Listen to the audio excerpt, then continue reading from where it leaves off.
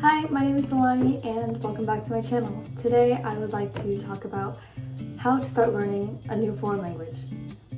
Oftentimes when somebody's trying to learn a language, they resort to apps such as Duolingo. And while these apps are great for kind of just dabbling in the language and getting a feeling for it, they're not that great when you need to output like a conversation or just actively use the language. So today I'll show you some steps that I find useful for starting in any foreign language for free without a lot of time. Let's get started. Okay, where to start? I think we should look at the components of a foreign language, which includes reading, writing, that incorporate grammar, vocabulary, speaking, listening, and pronunciation. Just divide these into two clean sections, input and output. Input is what you receive, it's what you understand, it's what you see and everything. So input would be reading and listening, and output is what you do with those things that you receive. From reading, maybe writing, and from listening, maybe speaking. And you use the skills of grammar, vocabulary, and pronunciation. So I think it's important to find a way to cover all these bases without being so overwhelmed. So I think going to foreign language proficiency exams are the most effective way to do this. English has TOEFL and Korean has TOPIK.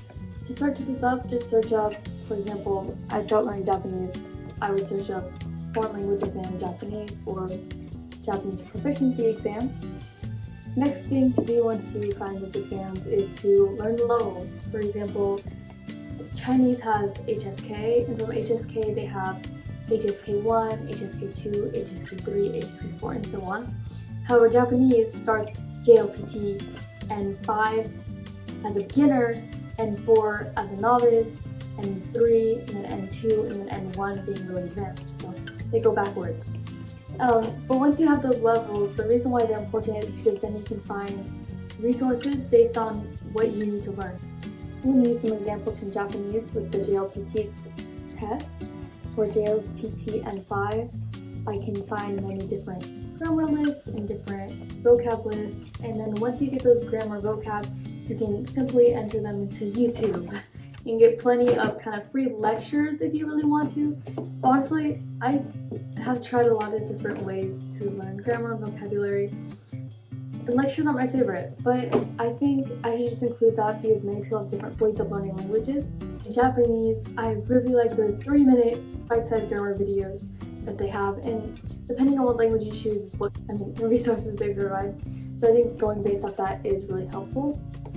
Next thing you're going to want to do is start setting your goals. I think that having a goal like I want to be highly conversational in whatever language is a good goal. However, having to kind of just funnel into that goal and make a smaller goal, such as I want to learn this many vocab words by this date, is really helpful. Talking about vocab, I think that learning like 20 vocab words per day or that kind of thing to get to language fluency the quickest is really not beneficial because it's just not sustainable. I recommend maybe learning 5 to 10 vocab words per day and maybe 1 grammar point per day or every 2 days depending on what's your learning style. Myself, I find that if I'm trying to learn 10 vocab words a day in one language, then I'm just gonna give up after a while. For learning vocabulary, it doesn't have to be hard, just take it at your own pace and how you're comfortable with. There's many different ways to do it, such as online flashcards or in-person flashcards, or just really intense ways of taking a list of words, having definition and answer in one. But there's many different ways, and I think I recommend just trying whatever works best for you. Textbooks. A lot of people may think that it might be necessary to have textbooks to learn a language. Personally, I don't really use that many textbooks, but they may be really helpful for structured learning. And I think once you want to start actually seriously learning the language, it's important to have just a little bit of structure. That's why I like going off of exams, because they give you kind of everything you need. There's a lot of free resources, and if you want to take the exam one day, then you're kind of set. So I recommend basing these off exams if you can't get a textbook. But there's also free online resources, which online textbooks, it depends on the language, you might have to look into it. It can either be really old and outdated, or they can be new and really great resources to guide your learning. So I'd recommend looking at all the different resources that you can choose from. After looking at vocab and grammar, what I recommend is speaking. Speaking is really important in a language, and though many people try to just get the most input, read the most things, surround themselves by the language, and just immerse themselves without speaking or putting any output, I think it's really important just to start trying from the beginning. And you don't really have to do really intense things, but there are many different ways that you can start speaking a language from when you're just learning it. While you're learning the alphabets, just repeat the pronunciation of the native speaker that you hear, or even there's specific pronunciation guides. For example, going back to the Japanese N5, the beginner level on your exams, you can find N5 pronunciation speaking practice, and you can find different people guiding you through the ways that they pronounce things, and you can use the technique called shadowing.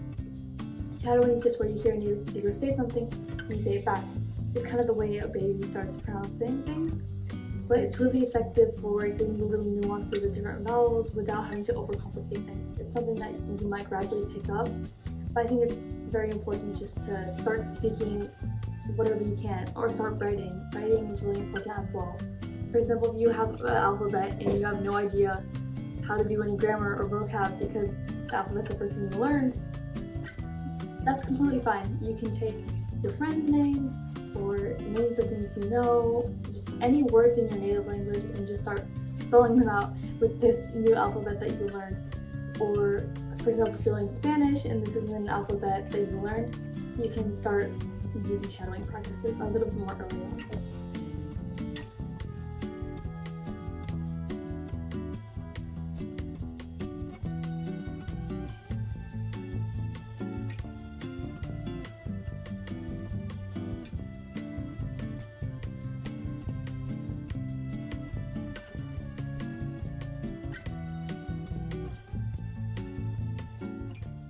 After watching this video, take one risk. Write it down and promise me that within 24 hours, you'll do it and take that risk. Studying for that test, waking up early, going to the gym, but within 24 hours, do it.